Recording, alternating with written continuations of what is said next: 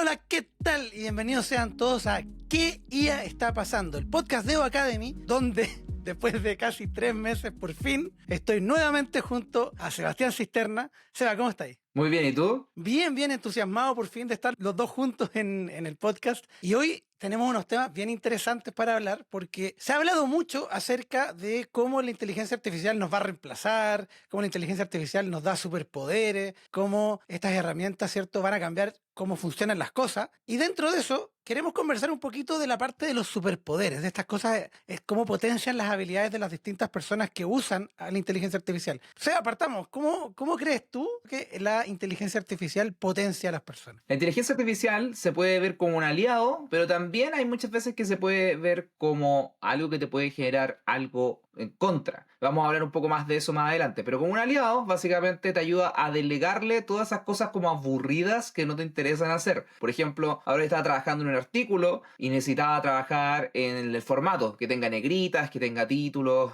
que tenga ciertos punteos, etcétera. Entonces yo le pasaba todas mis fuentes de información y le digo, hazme un borrador inicial de ese artículo. Y después yo sobre ese artículo trabajo y me permite en el fondo acelerar harto el proceso porque ya parto de una base determinada. Obviamente también se habla de superpoder también por el hecho de que de repente te da habilidades que no tenías, así como de repente a los superpoderes, no sé, te dan el poder de la invisibilidad, de volar, etcétera. Entonces, por ejemplo, gente que no sabe programar, ahora puede hacer código, por ejemplo, ocupando una herramienta como Code Interpreter.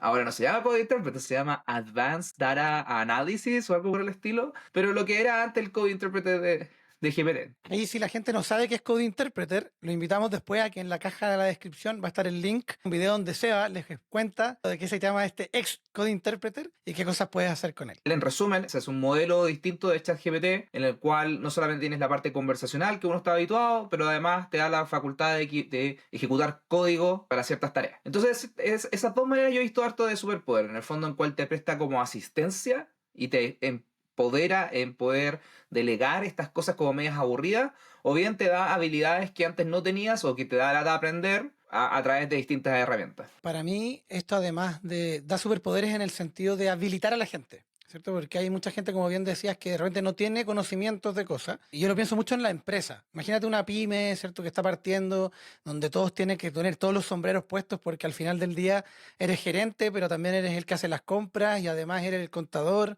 y además eres el que tiene que crear los posts de marketing.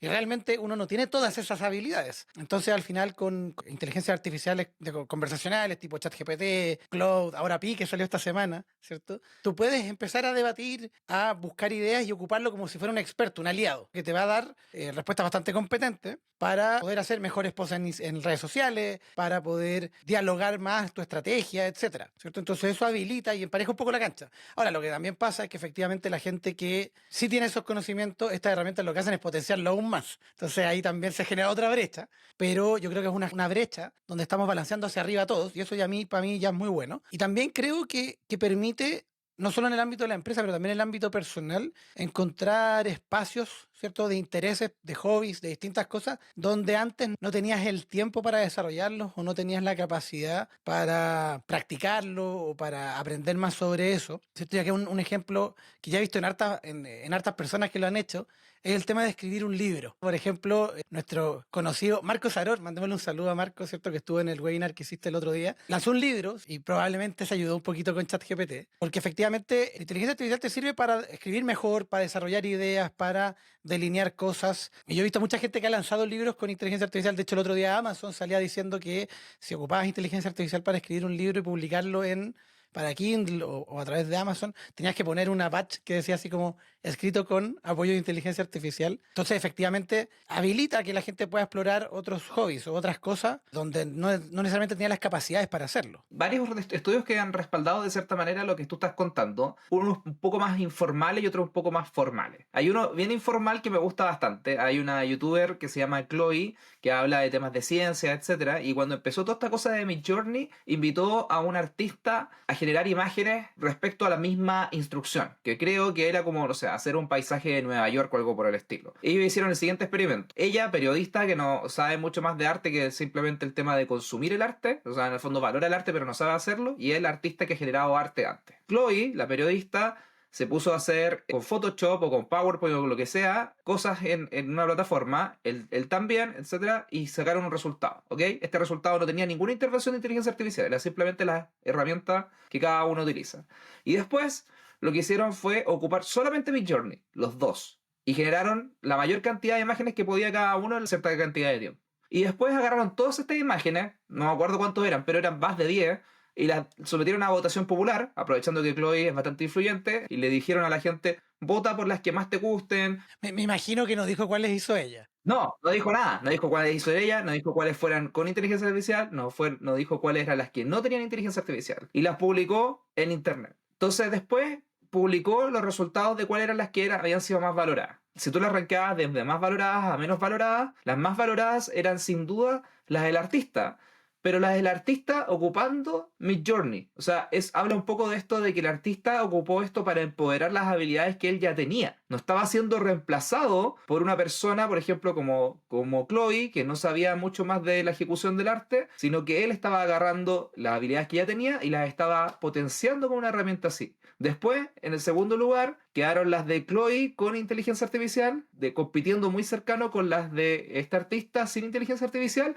y después mucho más allá, mucho más abajo, están las de Chloe sin inteligencia artificial. Entonces, de cierta manera, como este estudio medio informal respalda lo que tú venías a decir de que de repente gente que ya tiene habilidades se ven potenciadas con esto. El artista sabe qué encuadre pedirle, ¿cierto? Porque Midjourney es muy técnico en la forma en que tú le escribes el prompt. Lo mismo que igual pasa con ChatGPT, si lo que hemos ido averiguando el último tiempo es cómo tienes que hacer todo el proceso de prompt engineering, ¿cierto? Distintas técnicas para sacar el mayor provecho a estas inteligencias artificiales. Entonces, claro, si eres un artista vas a saber qué colores pedirle, qué estilo de arte pedirle a la inteligencia artificial, vas a conocer al artista en el que puedes basar la idea, ¿cierto? Que pasa mucho en el arte que tú te inspiras y tú aprendes de los anteriores. La periodista no tiene idea cómo pedirles, no, que ocupe cierto tipo de brocha, cierto tipo de cosas. Entonces, efectivamente, yo lo que he visto es que cuando tú eres capaz de pedirle con mayor conocimiento, hacer un prompt que sabe qué pedir, el resultado es infinitamente superior a cuando tú vas y le dices como, dame 5 ideas para. Y hay otra cosa que también me gusta mucho de este enfoque en cual tú le delegas cosas a la inteligencia artificial, que es que muchas veces eso te deja espacio para las cosas más humanas, más creativas. Por ejemplo, hay un estudio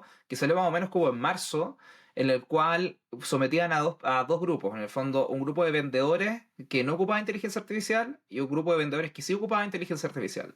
Y aparte del resultado obvio de que en el fondo esto aumentaba tu desempeño y el grupo que tenía inteligencia artificial vendía más, aparte de eso pasaban otras cosas, como le liberaban más tiempo delegándole cosas más automáticas, como por ejemplo redáctame este correo, redáctame este documento, etcétera.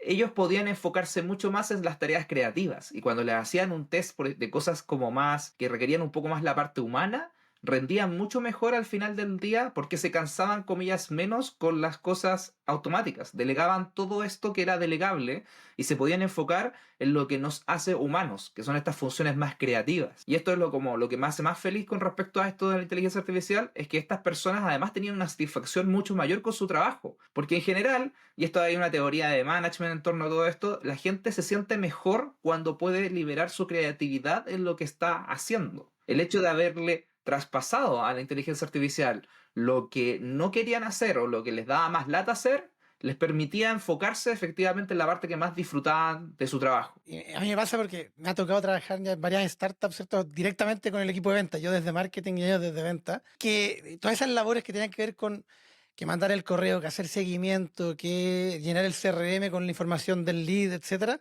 les cargaba. Ellos son buenos agarrando el teléfono, juntándose con la persona, en el proceso del coqueteo, ¿cierto? Para cerrar el negocio.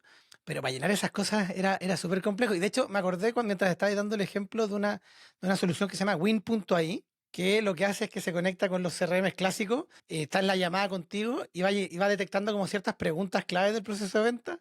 Entonces, cuando detecta la respuesta, la llena al tiro y después la traspasa al CRM. Y esa cuestión para mí es clave porque al final hace que efectivamente el vendedor, esas cosas que le dan lata realmente, no las tenga que hacer, ¿cierto? Pero quedan hechas igual. Si eso es lo interesante de ocupar inteligencia artificial y yo creo que también de pensar para qué la podemos usar. ¿cierto? Porque muchas veces uno dice el desafío de ChatGPT, oye, pero es que lo ocupé y no me sirvió. Ya, pero ¿cómo lo podemos usar? Y han salido, todas las semanas tú levantas una piedra y hay 5 soluciones nuevas de inteligencia artificial. Entonces yo creo que tiene que ver con buscar la que efectivamente te ayuda a resolver los dolores que tienes. Y ahí también una cosa que quería complementar un poco lo que estás diciendo es que no todo siempre es tan positivo. De hecho, creo, hace pocos días salió un estudio que hicieron unos profesores de el MIT, Harvard y Wharton, que son pedazos de universidades, muy buenas universidades.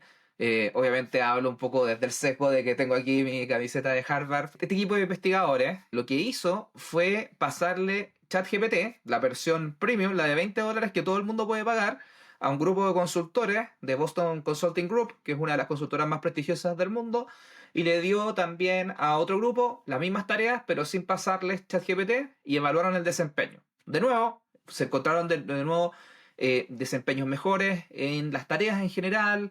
En ciertos tipos de tareas se encontró un desempeño mucho mayor y hay otras conclusiones más que quiero ir más adelante, pero me quiero enfocar un poco como en la parte no tan positiva. Cuando hablamos de inteligencia artificial, hay tareas que la inteligencia artificial sabe hacer muy bien. Por ejemplo, escribir un correo, escribir un documento, ayudarte a pimponear ideas, etcétera, etcétera. Pero hay otras tareas que se pueden ser demasiado complejas, como por ejemplo de repente detectar sarcasmo o operar en torno a cosas más de la naturaleza humana, ciertas como pequeñas sutilezas del lenguaje, etcétera, que no necesariamente estas plataformas van a captar bien. Y en esas tareas se detectó que cuando tú le pasabas a los consultores el poder de ocupar ChatGPT, los consultores ocupaban ChatGPT, corrían esto en la plataforma, lo evaluaban y no lograban evaluar de que la plataforma lo estaba haciendo tan mal, digamos. O sea, que no lo estaba haciendo como debería hacerlo. No paraban en el fondo que la plataforma estuviera entregándoles un mal output. O sea, le estaban delegando algo y no se daban cuenta de que ese algo no venía tan bueno. Por lo tanto, lo que hablaban estos investigadores es de que de ciertas maneras, en estas tareas donde la inteligencia artificial no puede desempeñarse tan bien, muchas veces la gente tiende a delegarles tareas y no se da cuenta, va en piloto automático, les delega estas tareas y terminan entregando un resultado peor de lo que harían sin las plataformas de inteligencia artificial. Entonces, esto coloca bastantes desafíos. Primero, de cómo ocupamos la inteligencia artificial a nuestro favor, en qué tipo de tareas efectivamente podemos delegarle esta función y obviamente en la medida que avanza la tecnología podemos delegarle tareas más complejas, pero al día de hoy hay bastantes tareas, especialmente las más creativas, que no pueden ser tan delegables. Y el segundo desafío es cómo, como empresa, le indicamos a las personas cuáles son esas tareas en las cuales debería poner como más atención y no simplemente pasárselas a una de estas plataformas. También puedes pasársela, pero tienes que enseñarle a la persona a tener criterio para evaluar la respuesta del robot. Me acordaste de un ejemplo que el otro día en uno de los tantos grupos de WhatsApp de inteligencia artificial que hay, y alguien decía como, me fue súper mal en la reunión porque le pedí a este GPT un dato y me lo inventó. ¿Cuántas veces ha pasado eso de diciembre a esta fecha y historias de toda índole? Y todavía hay gente, ¿cierto? De los early adopters, porque todavía estamos en la fase early adopter o recién mayoría temprana, porque todavía hay mucha gente que no conoce cómo ocupar estas herramientas. Y todos esos que ya deberían tener la experiencia y todo, todavía falta. Entonces yo creo que todavía hay un trabajo importante en cómo desarrollamos esas habilidades, ese criterio, esa forma de pensar en que efectivamente tú usas, ¿cierto? Esto yo lo digo en todas mis charlas, tú usas a la inteligencia artificial como Jarvis, porque te ayuda a tomar decisiones, pero el que toma las decisiones eres tú el que está metido en el traje. Como tú mencionabas, cómo ocuparlo como Jarvis. Y este último estudio habla de dos maneras de ocupar la inteligencia artificial que me parecieron muy chistosas como el título que les da. Una es ocuparlo como centauro y la otra ocuparlo como cyborg. Me voy a explicar. El centauro, si te das cuenta, en el fondo es mitad humano y mitad caballo. Y ocupa las características del caballo, por ejemplo, para correr, para mover cosas muy fuertes, etc. Y ocupa las características del humano para hacer otras cosas, ¿cierto? O sea, en el fondo hay ciertas características en las cuales tú decís, esto lo va a hacer la máquina y esto lo va a hacer el humano. Y separas en el fondo dos dimensiones. Se encontraba en este estudio de que cuando la gente aprendía que efectivamente existía este tipo de manera de ocupar la inteligencia artificial y generalmente la ocupaba mejor que el resto. Pero también otra manera de ocuparlos como cyborg. Es una entidad donde está integrada perfectamente la humanidad con la máquina. No está indistinguible, no es mitad máquina y mitad humano, sino que es solamente una entidad que tiene ambas cosas. Como el Android 18 de Dragon Ball Z. Exacto, como el Android 18 de Dragon Ball Z. El Android o Cyborg ocupa ChatGPT u este tipo de herramientas de manera integrada. O sea, en el fondo yo le pido, por ejemplo, un párrafo a ChatGPT de algo y después le digo, no, ese párrafo está mal por esto, dame otro. Y entonces empiezo a iterar junto con ChatGPT. Yo creo que he ocupado las dos maneras de operar alguna vez. O sea, y depende mucho para qué tarea, en cuál ocupo cuál y la otra. Pero este tipo de distinciones, en el fondo, son las importantes. En el fondo, en cual tú le delegas a ChatGPT una tarea y en el fondo tomas esa tarea y después sigues con tu parte humana, o en las cuales itera. Y en general, en este estudio en particular, se encontraba que cuando la gente empezaba a ocupar al menos una de estas dos maneras de manera consistente en el tiempo, ojalá las dos le iba mejor que al resto. Al final tiene que ver con cómo eliges cada inteligencia artificial o cada herramienta para usarla, porque algunas, como las conversacionales de estos grandes, modelos grandes del lenguaje o enormes del lenguaje o largos del lenguaje, ¿cierto? Porque todavía no se ponen de acuerdo para traducirlo bien a español.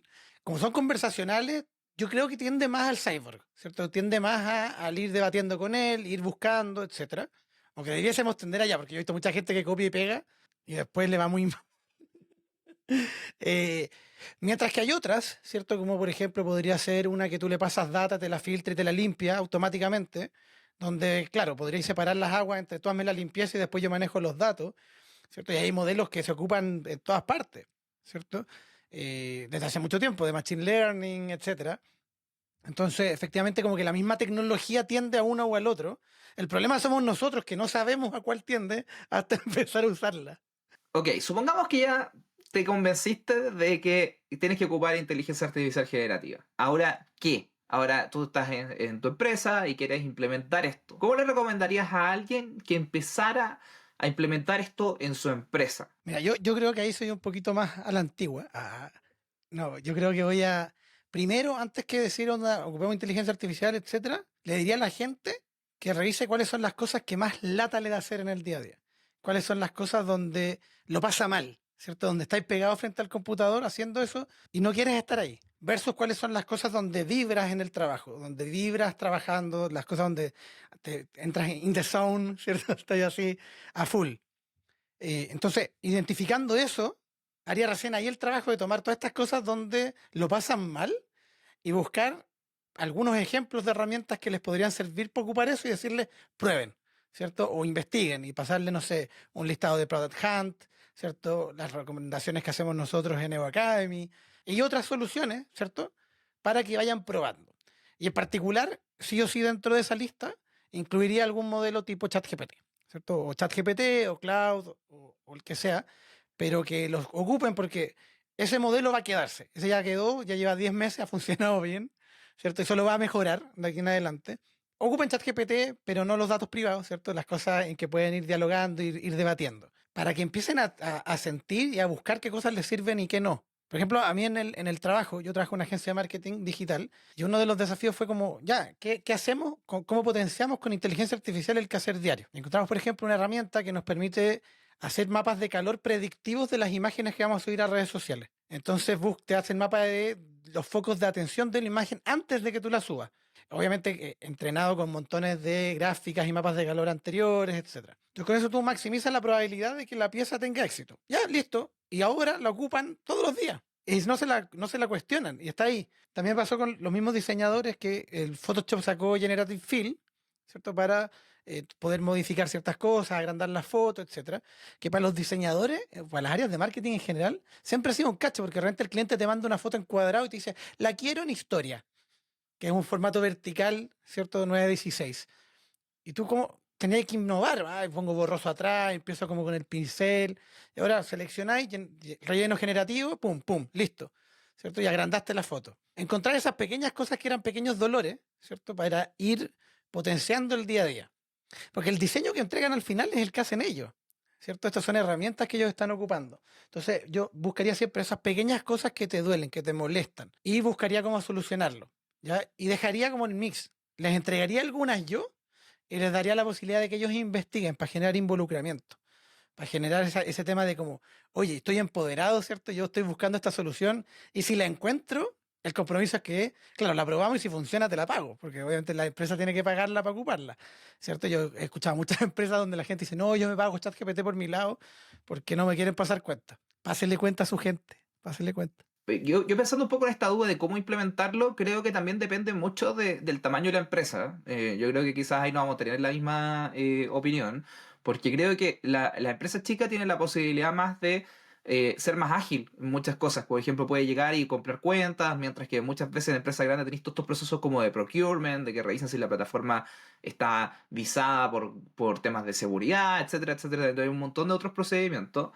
Pero además también creo que la empresa grande también muchas veces puede invertir más y puede hacer estructuras más grandes para personalizar aún más estas instancias. Hablamos hace unos podcasts atrás con Jonathan con respecto al tema del fine tuning, de cómo en el fondo puedes agarrar algunos de estos modelos y puedes personalizarlos. También en el podcast pasado hablamos del tema de los agentes. Entonces, hay varias herramientas en las cuales tú puedes generar soluciones más personalizadas, pero eso te coloca algo que hoy día muchas empresas no tienen.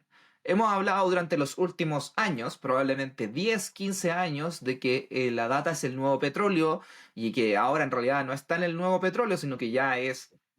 Y que la transformación digital de la empresa. Exacto, de que tenemos que tener Agile, no sé qué cosa. Entonces, como que siempre fue un nice to have. Como que yo, la verdad, muchas veces trabajé en empresas grandes o hablé con gente en empresas grandes. La transformación digital era un tema que tenía que hacer, pero que no era necesariamente algo que te estaba respirando acá hasta cuando llegó la pandemia. Muchas de las empresas empezaron a notar en la pandemia de que les faltaban estas herramientas y muchas de esas se pusieron al día. Y otras no, como Falabella. Chuta, sí, Falabella es un caso bien problemático en este momento. El CEO anunció su salida, etcétera. Entonces es un tema bien problemático. Pero en general, las empresas han tenido un tema con la data. O sea, en el fondo hay muchas de estas empresas grandes que han dicho, oye, en realidad la data es un nice to have, lo vamos a tirar o para más adelante, o no vamos a darle los recursos que necesita ahora porque hay otras prioridades estratégicas. Y yo creo que ahora, con la velocidad que acaba de avanzar el mundo en los últimos 18 meses, la data ya no es un nice to have, es algo que te está pesando no tenerlo. Y para los que lo tienen, le estás sacando dividendos ahora. O sea, ahora efectivamente tener tu estructura de datos ordenada te permite, por ejemplo, generar estas opciones personalizadas de fine tuning u otras opciones más de manera mucho más rápida. Para la empresa grande hoy día hay una deuda si es que no hiciste toda esta pega hasta ahora y es muy difícil ponerse al día ahora porque hay mucha presión, hay muchas cosas cambiando. Entonces creo que si no hiciste la pega hasta ahora, probablemente en tu empresa están sufriendo. Me acordaste de una conversación que tuve el otro día con Dani Ávila en el Club de la IA. Hablábamos en particular de los modelos. Entonces llegamos a la conclusión que, claro, todas estas herramientas que están saliendo ahora son herramientas generalistas. Un chat GPT es generalista del mundo, con conocimiento general y todo. Pero al final, el valor agregado que le puede dar una empresa grande, en Chile, por ejemplo, imaginemos una empresa grande, Cencosud, CCU, Latam, ¿cierto? Empresas que generan mucha cantidad de datos, que probablemente los tienen, pero no están haciendo cosas realmente importantes con ellas. La capacidad de generar, ocupar modelos, fine-tunearlos con tu data y hacer algo especializado. Porque al final el valor no está en el modelo, porque los modelos fundacionales ya están y ocupa cualquiera, el que te sea más comercialmente viable para ti. Pero lo importante es cómo apalancas esa data que tienes para hacer algo que aporte valor, ¿cierto? Porque tu diferencial como empresa está en tu data. ¿Cierto? Está en la data de tus clientes, en la relación, en la cómo gestionas tu negocio, está ahí, ¿cierto? Y la startup, por ejemplo, siempre ha vendido eso en el mundo de la startup, y acá yo cambio porque tú dijiste, acá tenemos una diferencia, claro, la diferencia para el que no sabe, se ha trabajado mucho más en corporativo y yo mucho más en el mundo de startup, empresa más chica. Pero estoy muy de acuerdo con lo que estáis diciendo, porque efectivamente la startup va muy rápido, testea rápido, falla también mucho, ¿cierto? Quema mucha plata, pero ellos se venden, ¿cierto?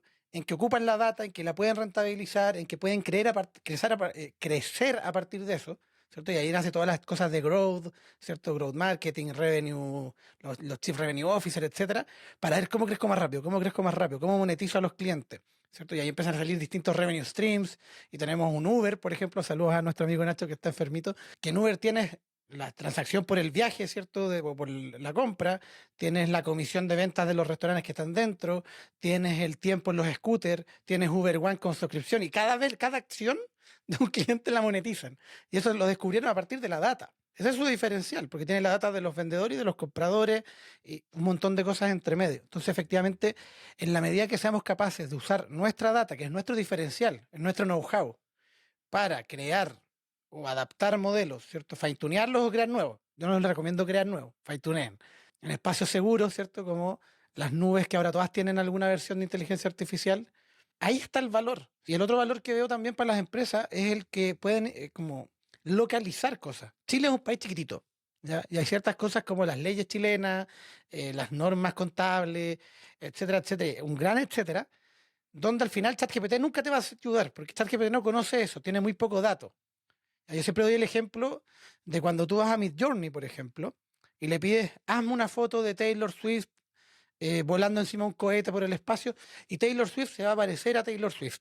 Pero cuando vas y le pides, oye, hazme, y esto va a sonar polémico, porque lo intenté el otro día, hazme una foto de Salvador Allende dándole un abrazo a Augusto Pinochet. No se parecía a ninguno de los dos. Entendía que uno tenía lente y que el otro tenía gorro de militar, pero no se parecían en nada al personaje. Cuando yo iba y le preguntaba, oye, hazme una foto de Alexis Sánchez haciendo no sé qué, algo se parecía. Cuando le pides fotos de Gabriel Boric, no se parece. Entonces, el problema es que, claro, es tan poquita la data que capturan de nuestro país que los modelos no tienen la capacidad para gestionar cosas locales. Y esto pasa en Chile y probablemente pasa en hartos países más, especialmente en los que tenemos población bajita. Entonces, si tú puedes ir y hacer un modelo localizado, ¿cierto? O fine-tunear un modelo con data local, vas a tener un valor diferencial porque OpenAI no se va a preocupar de hacer un modelo de las leyes chilenas. No le interesa. Somos un mercado muy chico. Pero a él sí le sirve que tú contrates su modelo, ¿cierto? Su API, y hagas un fine-tuning local. Entonces yo creo que ahí hay un valor gigantesco para las empresas. Y me pasa que, claro, acá tenéis las dos versiones. El corporativo tiene puede, si lo hace bien, ¿cierto?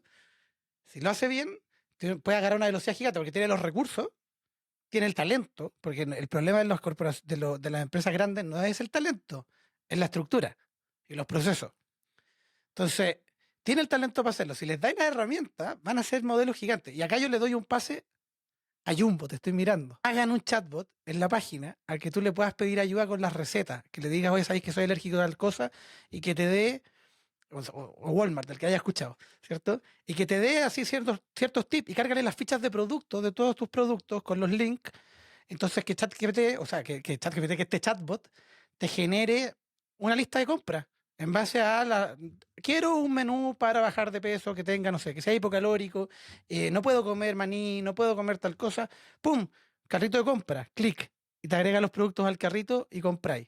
Sí, ojo que nada de eso es nuevo, no es como que se tienen que reinventar la rueda, porque por ejemplo ChatGPT tiene un plugin con Instacart, que es básicamente como el Corner Shop, pero en Estados Unidos, y que hace todas estas cosas. Entonces como que ni siquiera es como que le estamos dando una idea que no se haya hecho, como que en el fondo pueden llegar y copiarla de algún otro lado.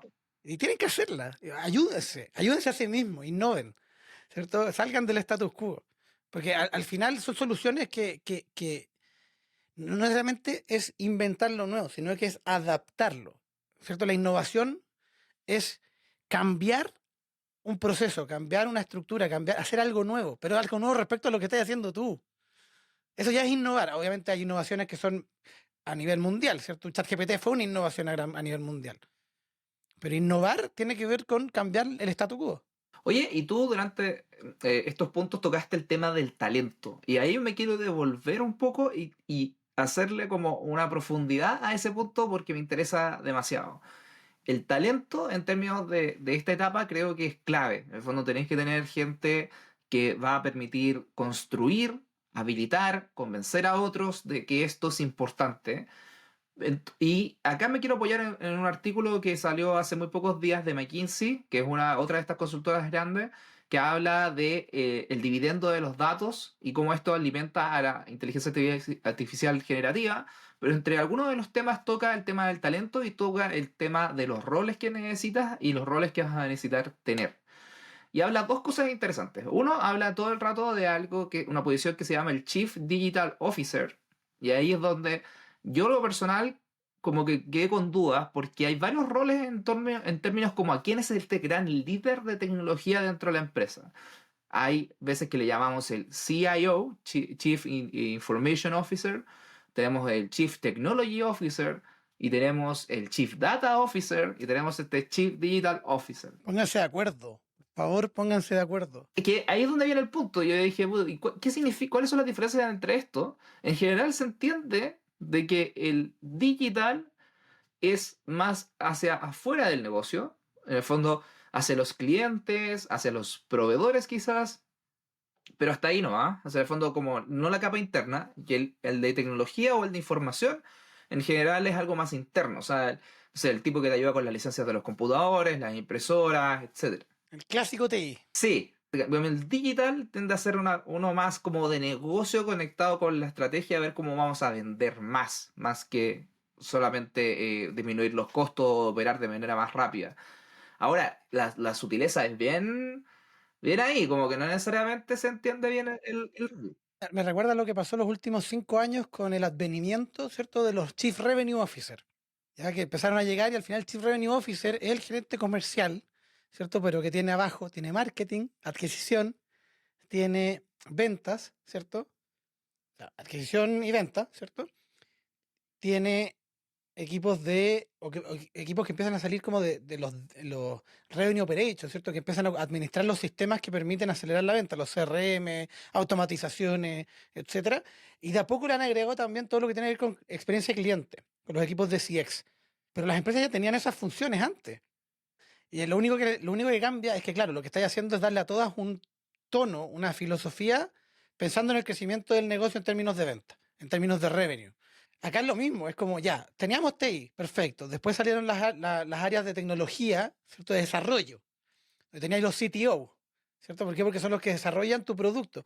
Claro, pero las startups o empresas así, el CTO también hace de CIO, porque también tiene que estar mirando que los sistemas internos funcionen, etcétera, y al final no le piden, en esa etapa de una startup, no alcanza ya a tener tanta gerencia. Entonces, no las vaya a separar, ¿cierto? O vaya a poner a alguien más de información adentro del equipo.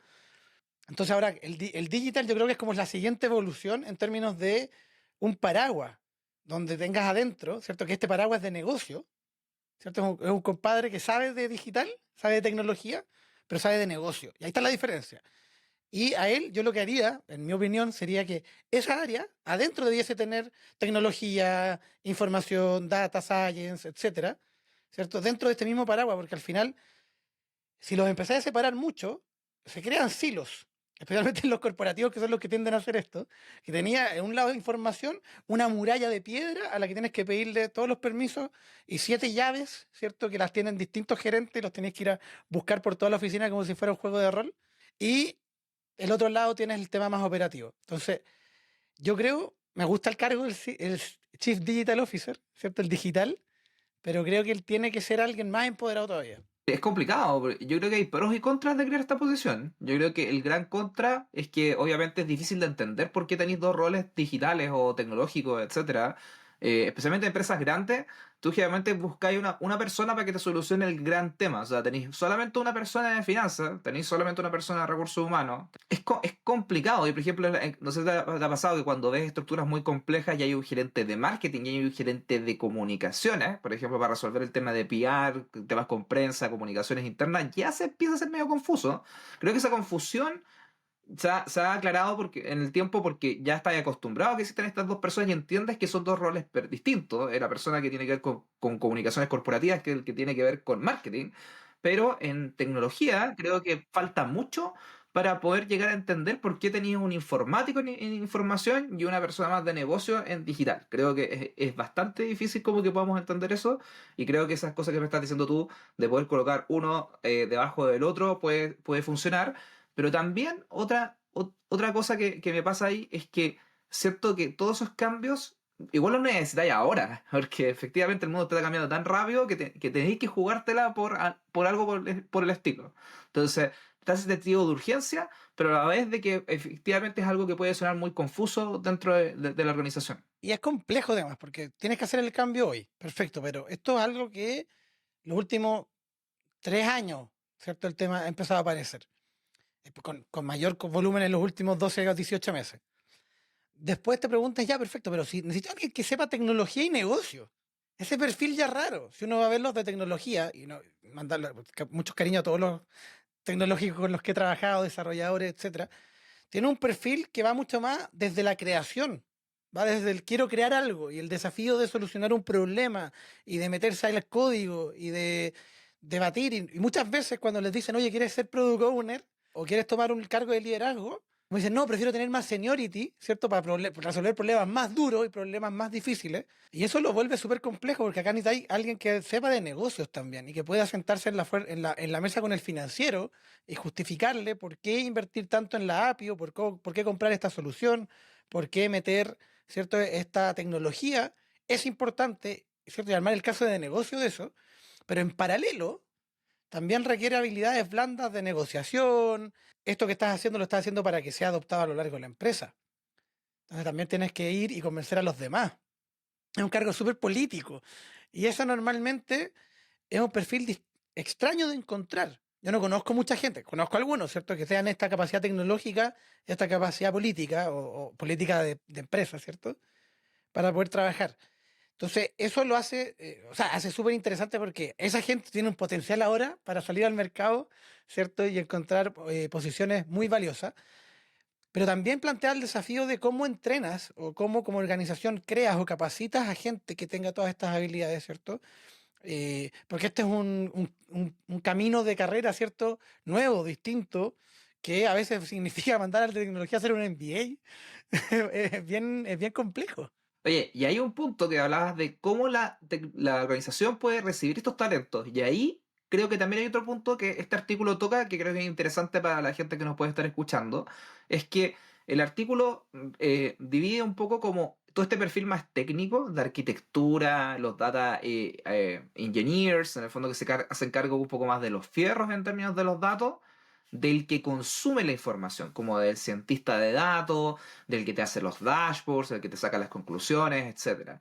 Y acá el artículo de McKinsey hace un statement, una declaración que me parece un poco polémica y que no sé si estoy tan de acuerdo, que habla de que los data engineers y los data architects y todo este perfil más técnico van a ser aún mucho más valiosos en lo que viene que los que consumen la información o que te generan los dashboards, en el fondo este cientista de datos. ¿Por qué? Porque la tecnología en general, como ChatGPT o Code Interpreter, etcétera, está más capacitada para reemplazar este perfil, el de los cientistas de datos, que el otro perfil, el de ingeniería, el de arquitectura, y eso va a permitir de que personas que no necesariamente tienen conocimientos técnicos, por ejemplo, una persona de marketing que está mucho asociada al tema de creatividad, pero que jamás ha hecho código, ahora pueda ocupar estas herramientas para efectivamente hacer la necesidad que antes necesitaba un cientista de datos. Entonces, el artículo decía que si tienes que priorizar algo en tu organización, va a ser priorizar llevar tu talento más técnico. Y yo la verdad no estoy tan de acuerdo, porque creo que estamos en un momento en cual, especialmente en empresas grandes en Chile, en el cual aún falta mucho de cómo creerle al caso de uso, y creo que el caso de uso te lo puede dar mucho más un cientista de datos o un perfil donde te ayuda como a darte un dashboard y que te puedas ocuparlo, etcétera. Y creo que en el fondo hay mucha más pega ahí para poder ganarse la credibilidad que tú vas a necesitar para efectivamente después tener los recursos para poder invertirlos en arquitectura. Yo ahí haría una salvedad. Le quitaría el tag de cientista de datos. Yo creo que tiene que ver más con la persona, ¿cierto? Que puede ocupar esto para hacer una fuerza en Chile de moverlo dentro de la empresa. Porque dado que la empresa en Chile, digámoslo, estamos atrasados, ¿cierto? Especialmente en las empresas grandes, estamos atrasados. Entonces lo que necesita es una mente inquieta. Da lo mismo si el data engineering, da lo mismo quien sea, pero claramente va a ser alguien que le ve valor. Y el que le ve valor normalmente es el que lo usa, el que lo va a usar y el que va a ocupar la herramienta para algo, ¿cierto? Que puede ser el data engineering porque normalmente esas posiciones están más direccionadas al consumo de datos, pero puede ser alguien del equipo de marketing o ventas o recursos humanos que probó esta inteligencia artificial, vio una de nuestras charlas o alguna cosa, y dice, yo quiero ocupar esto, y empieza a averiguar y empieza a meter las manos y se vuelve una fuerza interna de adopción. Pero lo que pasa es que esa gente no es la que genera los modelos, no es la que ocupa la data. Si lo vemos desde lo que hablábamos antes, de que al final el valor que tienen estas corporaciones, estas empresas, está en la data que ellos tienen, en este petróleo, ¿cierto? Que venían 20 años diciéndolo del nuevo petróleo y recién hoy se están dando cuenta.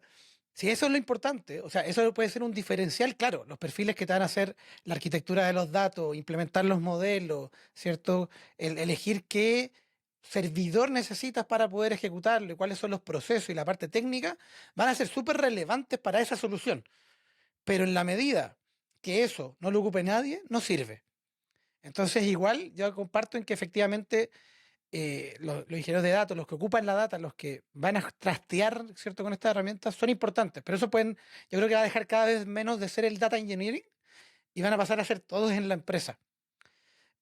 Porque efectivamente la idea es que empodera a todas las áreas, empodera a todos los equipos en hacer, ¿cierto? Como decíamos al principio, menos de las cosas que nos molestan y más de aquellas cosas donde nosotros creamos valor, donde nos sentimos así brillantes, ¿cierto? Por las que nos contrataron realmente para poder potenciar. Y ahí yo, ahora me gusta porque estos artículos validan mucha de mi opinión, aunque sé que son artículos de opinión o estudios ahí, pero yo vengo un tiempo diciendo que la inteligencia artificial no nos va a reemplazar, ¿cierto? Como decían el típico ejemplo de los autos y las carretas o las carrozas cuando salió el auto, sino que la inteligencia artificial lo que va a permitir es potenciar a las personas, ¿cierto? Ser nuestro asistente. Entonces, lo que sí nos va a reemplazar es gente que sepa ocupar la inteligencia artificial.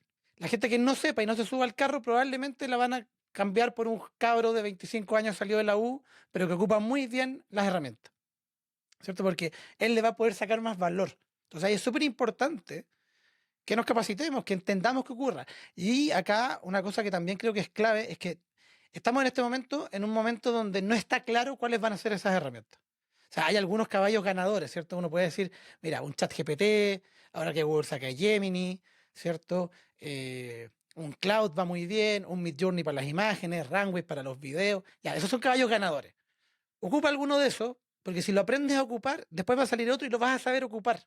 Porque todos estos ocupan lenguaje natural para ocuparlo, ¿cierto? Entonces, al final lo que necesitamos es entrenarnos nosotros en cómo le sacamos provecho a estas herramientas. Y si lo tuyo es, por ejemplo, crear páginas web, hay 5 o 6, vas a Product Hunt y pones website design y te van a salir 10 herramientas, 15 herramientas, que cada una tiene su propia sello un poquito más distinto que el otro, para poder diseñar con inteligencia artificial y hacer la pega más rápida. O tú dices, quiero grabar las call, ¿cierto? Donde estoy en una videollamada, quiero grabarla. Y ahí todas las semanas sale una nueva. Está Tactic, Otter, ¿cierto? Está TLDB, y ahora Read.ai. Y ahora, ¿qué va a pasar? Ya anunció Google y Microsoft, lo anunció hace rato, pero en las mismas soluciones, también Zoom, van a transcribir por defecto, va a ser una función internalizada dentro de esta herramienta. Entonces, para mí lo más importante va a ser cómo nosotros somos capaces de sacarles valor, ¿cierto? Para empoderarnos, ¿cierto? Estos superpoderes que hablábamos al principio. Si no somos capaces de ver, ¿cierto? Entre toda la paja, cuáles son las cosas donde yo puedo ganar un poder, ¿cierto? Vamos a vivir en un mundo de superhéroes y nosotros vamos a ser, ¿cierto? Justo esa persona que no tiene poderes, ¿cierto? El típico como, todos van a ser mutantes, ¿cierto? Y el resto no. Y vamos a estar así como, y va a marcarse una diferencia muy grande entre aquellos que lo ocupan muy bien y aquellos que ni siquiera han descargado la app de ChatGPT en el celular. Oye, pero en algunas películas de Marvel hay superhéroes que no tienen poder y igual le dan, onda, Hawkeye. A ver, pero Hawkeye, ¿qué tiene? Flechas especiales, tecnología, Batman. Ya entrena y todo para ser musculoso y poder hacer, y tiene artes marciales y todo. Pero al final, ¿qué ocupa? Un auto que compró con millones de dólares, ¿cierto? Que diseñó con armas especiales. Todo su set de armas tiene a Alfred pagándole en la casa para que le susurre cosas al oído. Iron Man, que no tiene superpoderes, tiene la armadura, ¿cierto? Con Jarvis adentro. Entonces, claro, acá lo que va a pasar es que efectivamente esos superhéroes que no tienen poderes o tienen cerebro para solucionar los problemas, ¿cierto? Que es el modo centauro, o ocupan la tecnología y se vuelven cyborg. Y yo les tengo un desafío. Háganse la tarea o háganse la rutina de todas las semanas probar una nueva herramienta de inteligencia artificial para ir testeando, para ir probando, para ir aprendiendo. Y eso, ya con eso vaya a empezar a entrenar, ¿cierto? Y aprender muchísimo más, ¿cierto? Que solo leyendo. Mete las manos, prueba. Y dicho eso, les quería hacer una pregunta para que contesten en los comentarios. ¿Qué herramienta estás usando hoy de inteligencia artificial? Ponla en los comentarios para que ayudes al resto de la gente también a descubrir nuevas herramientas y nuevas formas de usar esta tecnología, ¿cierto? Para ganar superpoderes. Bueno, y para recapitular un poco, el 40% de las personas, esto lo estima IBM en un estudio que salió hace un par de semanas atrás, va a necesitar recapacitarse con el tema de inteligencia artificial en algún momento. Y si tú necesitas esto para tu empresa, llámanos. Este es el pequeño anuncio, #ad. Llámanos. Nosotros con Rodrigo, con Jonathan y otros más que han visto acá en el podcast hacemos charlas y cursos dentro de las compañías para capacitarlos en torno a temas de inteligencia artificial. Así que si quieres hacer un evangelizador de todos estos temas con respecto a inteligencia artificial en tu empresa y necesitas ayuda, escríbenos a contacto@eoacademy.cl. Dicho eso, me gustaría ir cerrando el podcast. Voy a agradecerle mucho a Rodrigo por tener esta conversación. Creo que fue muy entretenida y que nos ayudó a navegar desde el punto de vista del talento, de cómo se ocupa la inteligencia artificial para apoderarnos y cómo podemos ir implementándola en la empresa. Los dejo invitados a que nos den like, vayan a Spotify, nos coloquen 5 estrellitas, se suscriban al canal y nos vemos en el siguiente episodio de ¿Qué ya está pasando? Hasta la próxima. Cuídense, que esté muy bien.